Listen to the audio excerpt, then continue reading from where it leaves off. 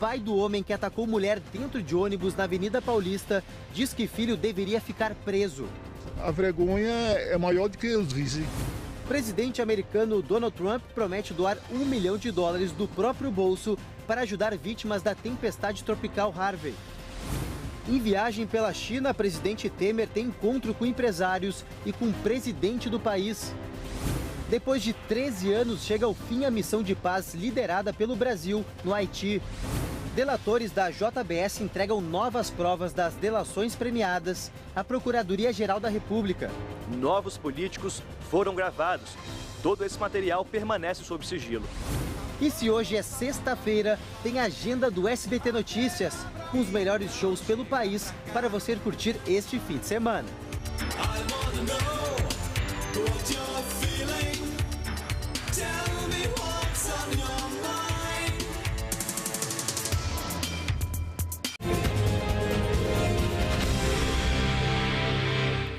Olá, muito bom dia para você de casa. Agora são 5 horas em ponto, horário de Brasília. Sabe o dia hoje, gente? É sexta-feira, dia 1º de setembro. Coisa boa, né? Final de semana chegando. Mas antes, seja bem-vindo aqui ao SBT Notícias e comece o seu dia muito bem informado.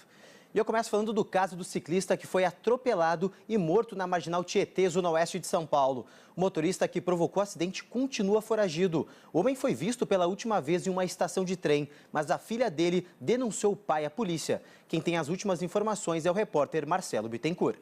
A expectativa é que o motorista Mário Prestes Neto, de 61 anos, se entregue nas próximas horas. Ele foi denunciado pela filha após atropelar o ciclista Gilmar Barbosa Neto. Ela disse à polícia que depois do acidente, Mário foi até a casa dela em Itapevi, na Grande São Paulo.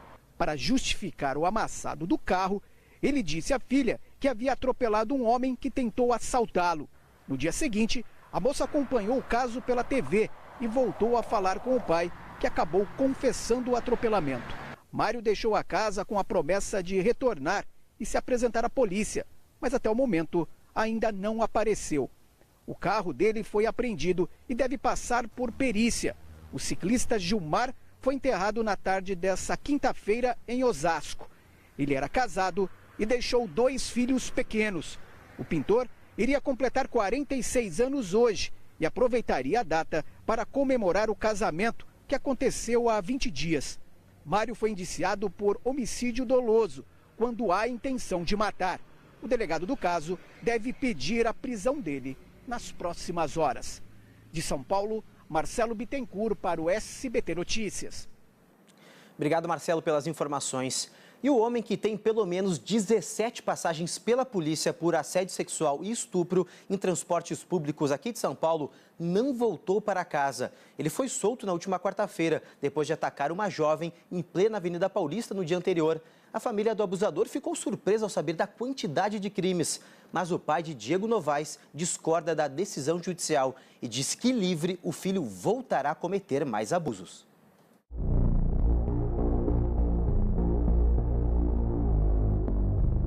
O aposentado tem 65 anos. Há 37 mora no mesmo lugar. Agora não quer nem sair de casa.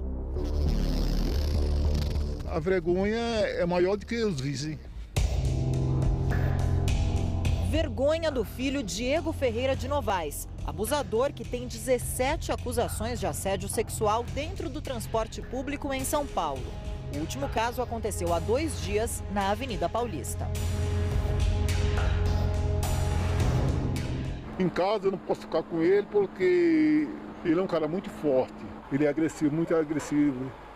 Assim que foi solto na audiência de custódia, Diego não voltou para a casa onde mora, aqui na periferia da Zona Sul de São Paulo. Ele ligou para a mãe e disse que estava com medo de sofrer represálias. O paradeiro do abusador é desconhecido. A família acredita que ele viajou para o Nordeste. Diz que ele viajou para a Bahia, né? Diz que ele viajou. Porque aqui, se ele ficar aqui, os caras matavam ele. A decisão de libertar Diego foi assinada quarta-feira pelo juiz José Eugênio do Amaral Neto. Ele entendeu que o ato do preso se encaixa melhor à contravenção penal do que ao estupro. Mesmo que o abusador tenha violado gravemente a dignidade da mulher, para o magistrado não houve constrangimento, violência ou grave ameaça. Por isso, vai ser obrigado a pagar apenas uma multa. Assim que ficou sabendo que Diego havia sido solto mais uma vez, a jovem abusada desabafou em entrevista à Rádio Jovem Pan. Eu estou me sentindo lixo. Um lixo. Eu não fui constrangida. Para a justiça, eu não fui constrangida. Não fui. Como que uma lei de 1941, uma lei da época da ditadura, pode proteger uma mulher do nosso século? Como que não houve constrangimento? Os casos de assédio sexual praticados por Diego Ferreira de Novaes começaram em 2009. Das 17 ocorrências registradas contra o ajudante-geral, 8 foram por ato obsceno e 3 por estupro. 13 aconteceram dentro de ônibus e 2 no metrô. Dos últimos 8 crimes, 6 foram cometidos na região da Avenida Paulista. Em 2009, o Código Penal deixou mais rígida a tipificação do crime de estupro. Constranger sexualmente alguém mediante violência, grave ameaça ou praticar ato libidinoso dão pena mínima de 6 anos de prisão. Mas nem sempre a lei é interpretada assim. Dizer que ejacular sem o consentimento da outra parte na cara, no pescoço de outra pessoa não é crime, e sim uma contravenção penal ou um crime de menor potencial ofensivo, é uma ofensa não só a essa vítima, mas a todas as mulheres do município, principalmente aquelas que utilizam o transporte público todos os dias. Até o pai de Diego discorda do juiz. O aposentado acredita que colocá-lo em liberdade é um perigo para a sociedade e que o filho cometerá novos crimes. O que eu deveria que tinha que ficar feito é o juiz prender. É perigoso uma pessoa dessa estar solto e o delito que ele pratica não é justo, né?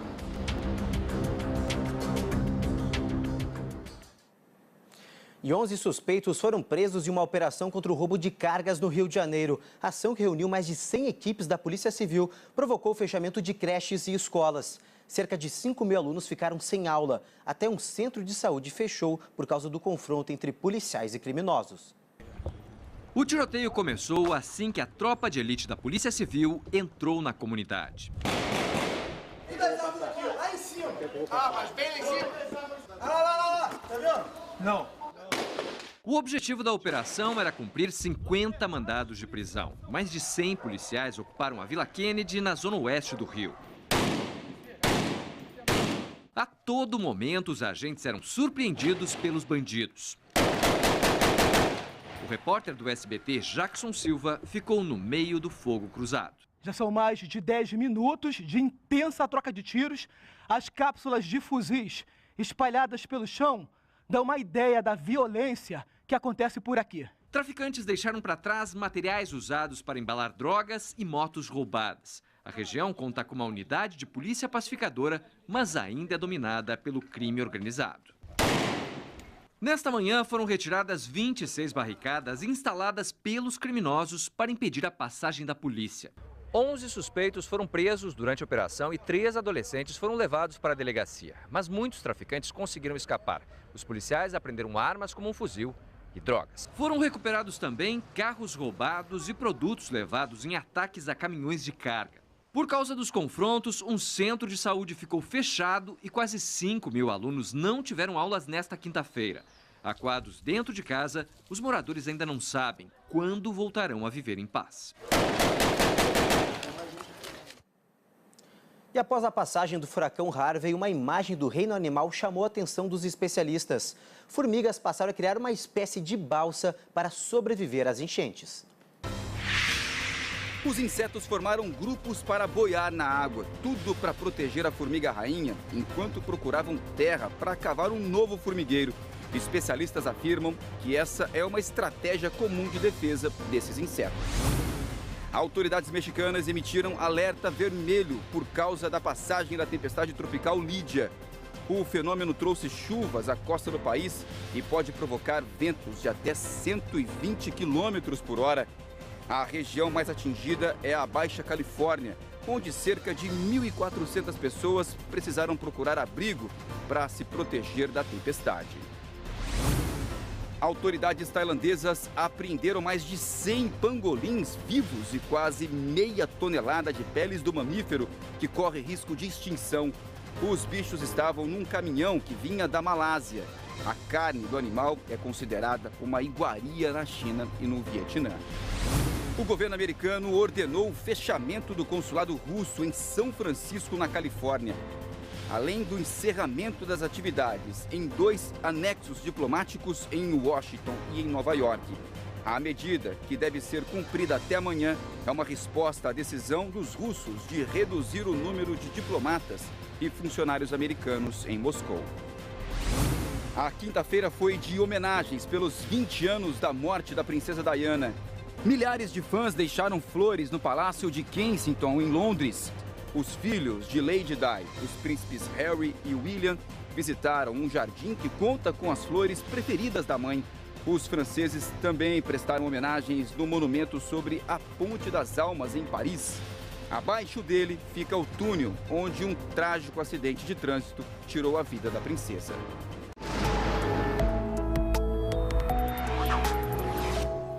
Setembro começa com tempo quente e bem seco pelo país. Faltando 22 dias para o fim do inverno, seguimos com temperaturas típicas de verão.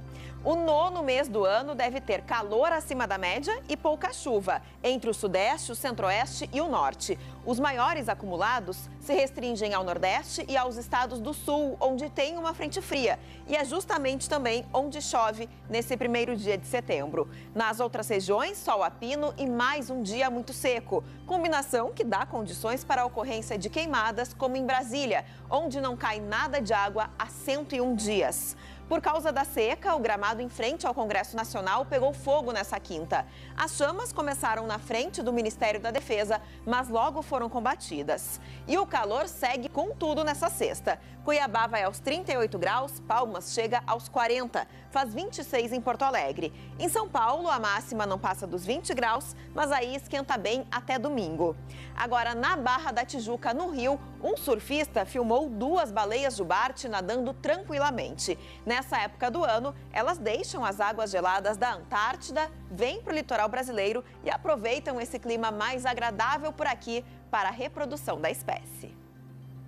O governo federal suspendeu por 120 dias os efeitos do decreto que o extinguiu a RENCA, que é a Reserva Nacional do Cobre Associados. Segundo o Ministério de Minas e Energia, vai haver um amplo debate com a sociedade sobre alternativas para proteger a região. Ontem, 11 organizações ambientalistas divulgaram um manifesto contra um projeto de lei que altera o status de unidades de conservação da Amazônia. O projeto de lei prevê a transformação de mais de 1 milhão de hectares, o equivalente a quase 2 vezes o Distrito Federal, em áreas de proteção ambiental. Essa categoria é considerada frágil pelos ambientalistas porque permite a ocupação humana. A mudança atinge a Floresta Nacional e o Parque Nacional do Jamanchim, a Floresta Nacional Itaituba II e a Floresta Nacional Altamira, localizadas ao longo da BR-163 no Pará. A região é rica em biodiversidade, alvo das mineradoras e foco de tensão pela grilagem de terras. As pessoas que estão lá vão poder regularizar os seus imóveis, né? Nós estimamos que o governo está dando um subsídio de pelo menos 1,4 bilhão de reais para as pessoas que estão lá. O projeto está em tramitação na Câmara dos Deputados. Uma comissão especial ainda vai ser criada para a análise da matéria. Mas os ambientalistas alertam. Se a mudança prevista ocorrer, o desmatamento na região deve dobrar em 13 anos. Segundo as organizações, a alteração dos limites das unidades de conservação não atenderia apenas a ocupações antigas de poceiros, mas também a grandes ocupantes ilegais. São várias medidas que estão enfraquecendo a proteção ambiental no Brasil. Um vendaval provocou o desabamento de parte do forro do teto de uma escola em Goiânia. Por muito pouco, mas por muito pouco, gente, não houve uma tragédia. 28 alunos com idades entre 6 e 10 anos estavam no local quando, de repente, o teto veio abaixo. Assustados, todos abandonaram a sala de aula às pressas. A escola passou por uma vistoria e a estrutura vai precisar de reparos. Felizmente, ninguém ficou ferido na escola. E delatores da JBS entregaram nesta quinta-feira novos anexos das delações premiadas à Procuradoria-Geral da República. Fontes ouvidas aqui pelo SBT confirmam que, além de relatórios e planilhas, existem novos áudios gravados pelo empresário Joesley Batista. Daniel Adjuto. Foi a Polícia Federal que identificou durante a perícia que alguns áudios haviam sido apagados dos gravadores utilizados por Joesley Batista. Questionado, o empresário resolveu entregar as gravações aos investigadores para análise. Novos políticos foram gravados, segundo fontes ouvidas pelo SBT. Todo esse material permanece sob sigilo. Em um outro documento, Joesley Batista explica como ler a planilha que mostra doações a mais de 1.800 políticos e detalha o que é Caixa 2 e contribuição oficial de campanha. Em um outro anexo, Joesley dá detalhes da relação e das operações da JBS com o BNDES. A entrega destes anexos complementares estava prevista no acordo e deveria ser entregue até esta quinta-feira. A defesa do grupo chegou a pedir mais 60 dias para entregar as informações, mas o pedido não foi respondido pelo ministro Edson Fachin. Todo esse material já está com o Procurador-Geral da República, Rodrigo Janot, que depois de analisá-lo, pode pedir a abertura de novos inquéritos ou acrescentar informações a investigações já em andamento. De Brasília, Daniel Adjuto para o SBT Notícias. Obrigado, Daniel, pelas informações. E o ministro Edson Fachin, relator da Lava Jato no Supremo, já recebeu de volta o acordo de delação do doleiro Lúcio Funaro, depois dos ajustes feitos pelo Procurador-Geral da República. Rodrigo Janot tem pressa para conseguir a homologação do acordo. Kennedy Alencar. Há pressa porque o Procurador-Geral da República, Rodrigo Janot, avalia que a delação do doleiro Lúcio Funaro é complementar à do empresário Joesley Batista. Na avaliação de Janot, as revelações de Funaro reforçam a tese de que o presidente Michel Temer e integrantes da cúpula do PMDB teriam pedido a Joesley para comprar o silêncio de Funaro e do ex-presidente da Câmara, Eduardo Cunha, enquanto os dois estavam presos. Ou seja, a delação reforçaria a nova denúncia de Janot. Mas o presidente Michel Temer disse em entrevista ao SBT na semana passada que tem medo zero da delação de Funaro, que não conhece o doleiro e que, no máximo, pode tê-lo cumprimentado num encontro casual. De Brasília, Kennedy Alencar para o SBT Notícias. Valeu, Kennedy. E o deputado federal Vladimir Costa, do Solidariedade, que tatuou o sobrenome Temer no ombro, será denunciado ao Conselho de Ética. Ele compartilhou com colegas da Câmara uma montagem que uma adolescente seminua é identificada como filha da deputada Maria do Rosário, do PT. A tatuagem no ombro com o nome do presidente seria permanente, mas logo desapareceu. Esta não foi a última polêmica em que se meteu o deputado federal do Solidariedade do Pará. Nesta quarta-feira, Vladimir Costa enviou uma foto de uma adolescente seminua para um grupo de WhatsApp somente com os deputados da Comissão da Câmara de Fiscalização e Controle. 2 membros do grupo prometem levar o caso ao Conselho de Ética da Casa. Ao mandar a foto, o parlamentar escreveu que a menina, que aparece seminua, era a filha de 16 anos da colega Maria do Rosário, do PT gaúcho. A deputada não quis se manifestar. Logo após receber a foto, Jorge Sola, do PT da Bahia, cobrou providências do presidente da comissão e disse que vai protocolar uma denúncia na semana que vem. Wilson Filho disse que postagens assim não serão permitidas. O Conselho de Ética vai analisar se houve quebra de decoro parlamentar. Trata-se de grave. A atitude do deputado não tem nada a ver com o exercício parlamentar. Essa também não foi a primeira mensagem de Vladimir Costa em redes sociais que deu o que falar. Durante a votação da denúncia contra o presidente Michel Temer, ele trocou mensagens picantes com mulheres. Isso um dia depois de acusado de assédio sexual por uma lista. Vladimir Costa nos atendeu. E já faz um ano que o Senado decidiu retirar a ex-presidente Dilma Rousseff do cargo. Nesta quinta-feira, no Rio de Janeiro, ela participou de um ato para marcar a data. O evento reuniu várias lideranças de esquerda na Associação Brasileira de Imprensa, no centro do Rio. A ex-presidente Dilma Rousseff chegou no início da noite sem falar com jornalistas. O ato marcou um ano do afastamento definitivo de Dilma do comando do Palácio do Planalto. Durante o evento, a ex-presidente discursou por cerca de 1h30 e, na fala, denunciou várias vezes o que classifica como golpe. Tem uma cisão hoje nos golpistas, certo? Certo. Só que tem que essa cisão dos golpistas está fundada também numa grande unidade, que é a seguinte: a unidade é pela reforma da Previdência, pela privatização, pela entrega do petróleo, pela entrega das terras férteis. Tem um programa comum. Nós temos também de construir entre nós uma reflexão a respeito. Foi muito importante que nós nos uníssemos e disséssemos: foi golpe. Dilma também críticas ao atual governo.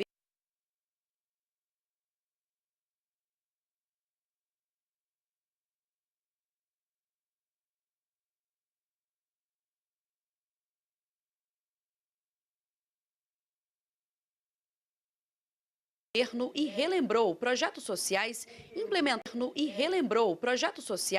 implementados no governo PT, como Minha Casa Minha Vida e Mais Médicos.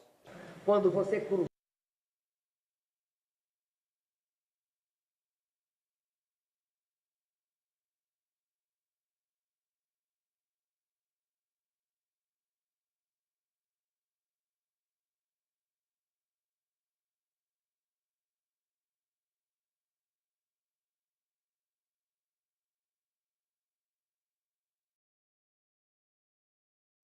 Em viagem de 7 dias à China para atrair investimentos, o presidente Michel Temer se reuniu com empresários e nesta sexta-feira terá encontros oficiais com o primeiro-ministro chinês e também com o presidente Xi Jinping. O repórter Marcelo Torres traz todas as informações direto de Pequim. Olá para você que acompanha a madrugada de notícias do SBT. Aqui na China já passamos da metade da sexta-feira, um dia bastante quente, já que é verão no hemisfério norte. E hoje também é o dia em que o presidente Michel Temer será recebido por aqui.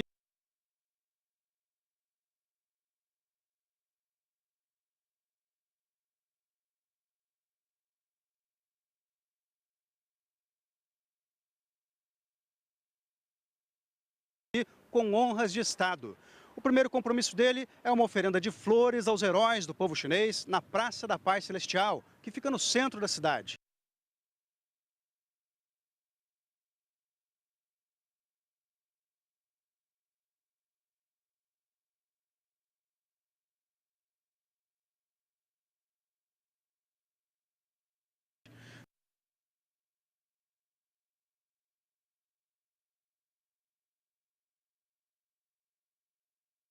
Recebido em um jantar também no Palácio.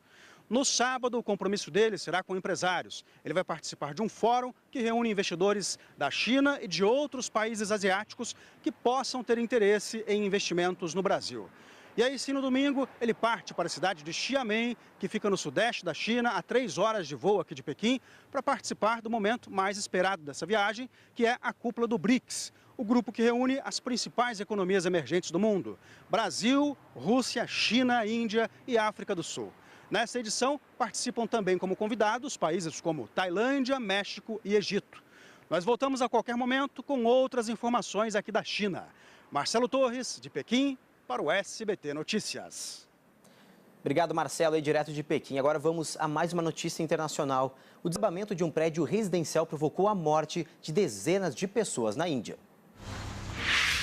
Foi na cidade de Mumbai, a maior e mais populosa do país. O edifício tinha 5 andares e pelo menos 24 pessoas morreram. Dezenas ficaram feridas. Segundo os bombeiros, cerca de 12 pessoas continuam desaparecidas.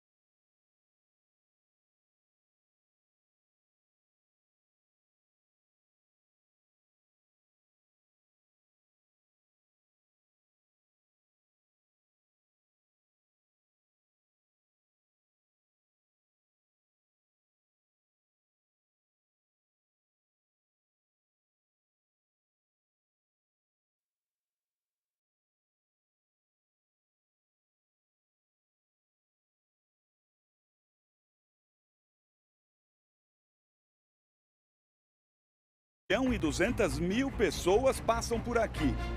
Em meio ao caos, o tráfico de armas. Veja só como a venda começa. O primeiro contato é por telefone. O 38 eu consegui ali por 3,5. 3,200 quer dizer, tá menos do que isso não. Será que até uns 2,5 não faz? Não, pior que não.